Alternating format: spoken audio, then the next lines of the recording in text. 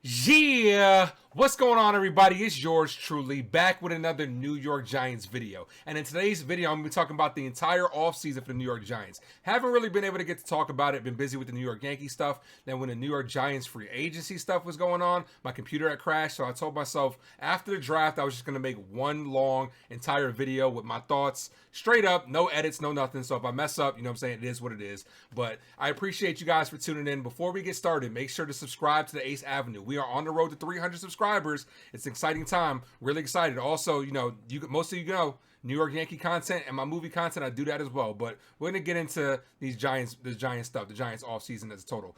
Year 2 of the rebuild for Joe Schoen, Brandon Brown, and Brian Daboll. To me, this draft and offseason was very important. First full year, all things considered, with their personnel that they wanted. Last year, they kind of came in and they kind of had to make some things happen. We were able to land Kayvon Thibodeau and Evan Neal, which was a great, phenomenal draft. And this time, they ride the momentum of this draft. But the entire offseason as a whole, Joe Schoen and them knocked it out the park. Complete grand slam home run. Phenomenal job. Year 2 for this rebuild. Giants are on the right path. So it basically started off with, signing Daniel Jones to the contract, which I made a video about that, my very first video on this channel. So definitely go check that out. Franchise tagging Saquon Barkley for about $10 million a year. Whether he plays in the contract or not, we'll see what happens, and I'll talk about that more at the end. But basically, we went to this entire offseason with a lot of holes in this team. The Giants needed a cornerback, linebacker, defensive line. We got absolutely shredded by teams like Dallas and Philly. Their run games were absolutely demolishing us. So we needed wide receivers as well. So we had a lot of holes. But going into this draft itself, we had 11 picks. So basically, it started off with free agency. We took one of those picks that we got from one of our 11 picks, I should say, where the third round pick that we actually traded for Kadarius Toney and flipped that for Darren Waller, one of the best tight ends in the league. I would say he's definitely top 3 behind Kelsey and Kittle, a little bit ahead of Mark Andrews when healthy. Great weapon for Daniel Jones. Daniel Jones will definitely excel with Darren Waller. He'll be good here. I'm excited to see what they do, but it all depends on if he can stay healthy. Now, if he can, like I said, if he can stay healthy, he can be one of the best weapons that Daniel Jones has to offer. Then we got a pair of Colts back to back, pretty much Bobby Okereke, the inside linebacker, and Paris Campbell, the wide receiver who runs about a 4.30. Bobby Okereke, great player, 26 years old, had 112 solo tackles last year. He himself almost had just as many tackles as the entire New York Giants linebacking core just by himself. So him coming in his youth, 26 years old, great signing in my opinion. And then also, like I said, Paris Campbell as well, a speedster that could definitely be a deep threat for Daniel Jones and definitely take the top off the defense. So I'm excited about that. And then we shore up the defensive line a little bit with Raheem Nunez-Roche and A'Shawn Robinson, sorry. So to shore up that defensive tackle position, to give us a little bit of depth, so you're taking some of the pressure away from Dexter Lawrence and Leonard Williams, because we absolutely got demolished against Philly. We got exposed. Our defense line definitely got exposed. So those were some of the weaknesses that we definitely had going into free agency. And I feel like Joe Schoen and company definitely took advantage of, what we had, and they definitely filled those positions and filled those gaps, and I was very excited about that. Now, going into the draft, we picked at 25th. The Giants ended up trading up. We picked at 25th, but it was technically 24th due to the forfeit of the Miami Dolphins. But we ended up trading up. Now, needs going into the draft, you can still say we need a receiver. That was our biggest need. A cornerback number 2, right beside Adoree Jackson. We needed a safety. You could say we still need a linebacker. Interior offensive line was a big need. And like I said, defensive line was also depth was also a big need. So Joe Schoen and company, in my opinion, in this draft, A+++. Knocked it out of the park. With the 25th pick, like I said, we ended up trading up for Deonte Banks, the corner from Maryland. Phenomenal talent. Rated one of the best corners in the combine. Definitely great press coverage. He should give us exactly what we need in Wink Martindale's system.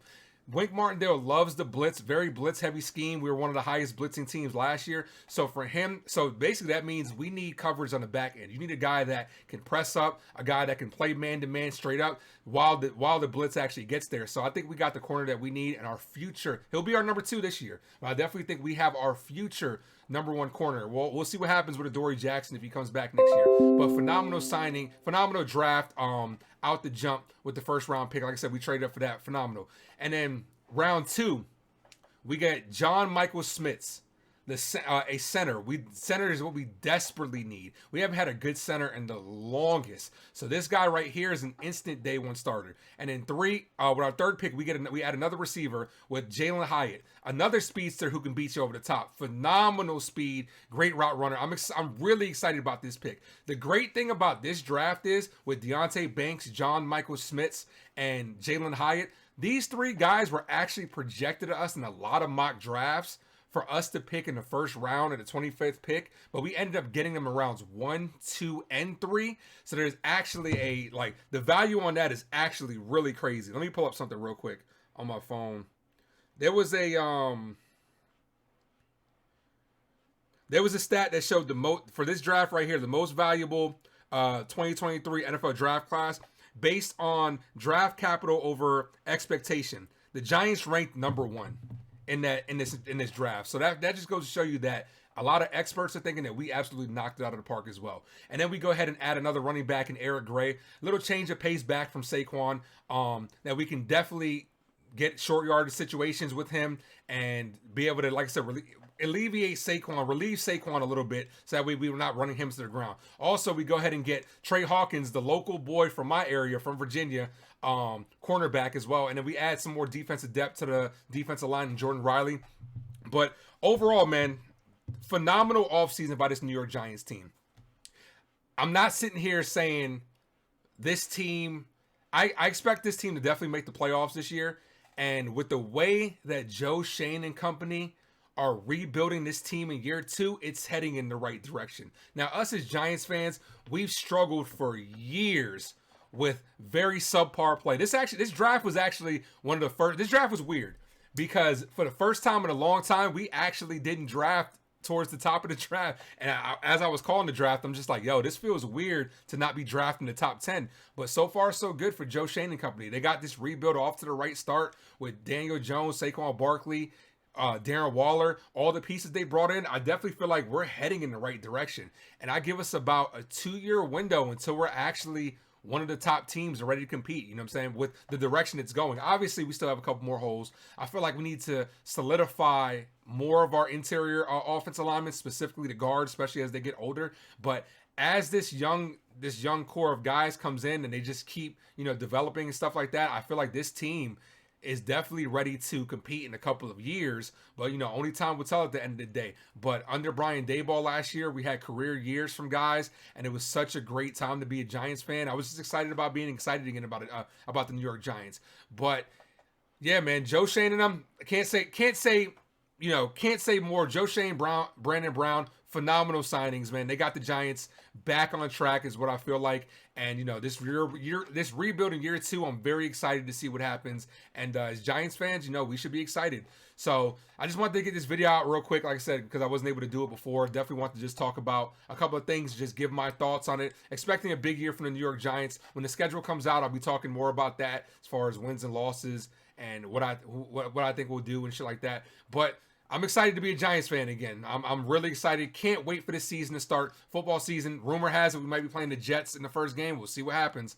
But overall, A++ off season for Joe Schoen and our New York Giants. But thank you for tuning into this video. Appreciate you. Don't forget to hit that like. Helps out the channel. Don't forget to hit the subscribe as well for year-round New York Giants content. Appreciate you guys. I'm the Ace from the Ace Avenue. Holler.